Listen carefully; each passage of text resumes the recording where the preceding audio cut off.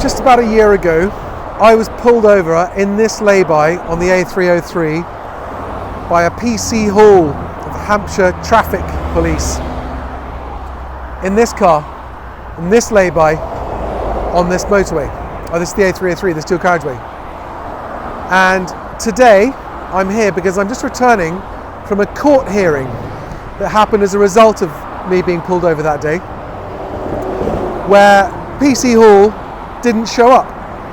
And so the case has been dismissed. The magistrates threw the case out and dismissed it. And the purpose of this message is, I hope that PC Hall, you're watching this, and I hope that you'll remember the conversation we had in your car, where I told you that you don't get to give someone 3 points. You get to give someone the choice of accepting 3 points or contesting it in court. And when I asked you what your evidence of my speed was, your reply was that it was your opinion. And I said, I tried to point out to you that that's not how the law works. If people could be convicted on the basis of one police officer's opinion, imagine how things would turn out. So I was amazed a few months later when I actually got the summons, to which I pleaded not guilty. You then put in your witness statement. And in your witness statement, you wrote things that I dispute. You wrote things that I know the recordings would have shown to be untrue, to try to support your allegations against me. And I decided to plead not guilty and to represent myself in court, and I've spent the last 9 months requesting copies of the evidence on which you were relying to try and convict me of a speeding offence that I didn't commit. This message is intended for anyone who sees it to understand that when when a police officer driving an unmarked police car pulls you over and tries to give you 3 points, they can't give you 3 points. They can offer you the choice of accepting 3 points. And if that happens, what you must do is you must ask the police officer what their evidence of your speed is. Not what their opinion of your speed was, but what their evidence was. And this is not about whether or not you're speeding. It's about the fact that the job of the police is to enforce the law, and that includes enforcing the law on themselves.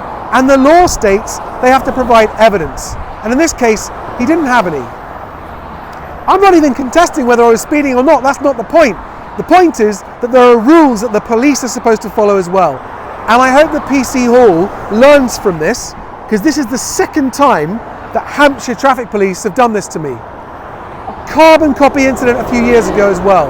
And I would like the senior police officers in the Hampshire traffic police division to be aware that their officers are going out, acting as judge and jury, and exploiting people's ignorance of the law and procedures. And that if you are a senior police officer in the Hampshire Police watching this video, you'll have a word with your traffic police officers and just remind them that they should not be intimidating motorists into accepting penalty points when the police officers haven't done their job properly. Because if your job is to uphold the law, it should be to uphold the law, including what the law says about how you're supposed to operate. And if I had been a younger, less experienced person without this knowledge of the law that I have, I would have accepted points, and that would have had an adverse effect on my life, my insurance premiums, all kinds of things, and it would have been unfair because the police officer didn't follow the law. That police officer, PC Hall, was supposed to turn up in court today so that I could cross-examine him. But Hampshire Police never furnished me with copies of the evidence, which I'm now going to look into whether or not under the Freedom of Information Act I can get copies of that evidence, because I think it will show that PC Hall lied in his witness statement. That's a serious allegation. I'm not yet making that allegation. I'm saying that I think, from my memory, that the footage that he relies on in his case against me would show that his written police statement was false. Why am I bothering doing this video? Well, because most police officers are decent professionals who don't bend the law to suit themselves. Most. I've come into contact with many in my 33 years of driving, and 9 times out of 10, if not more, they're professional, polite, courteous police officers who understand that their job is to follow the law as well as uphold it.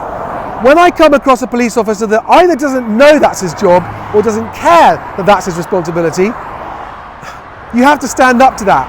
If this had only happened once, put it down to a bad egg having a bad day. But now it's happened twice with the same police force on the same road, and that's why I'm doing this video.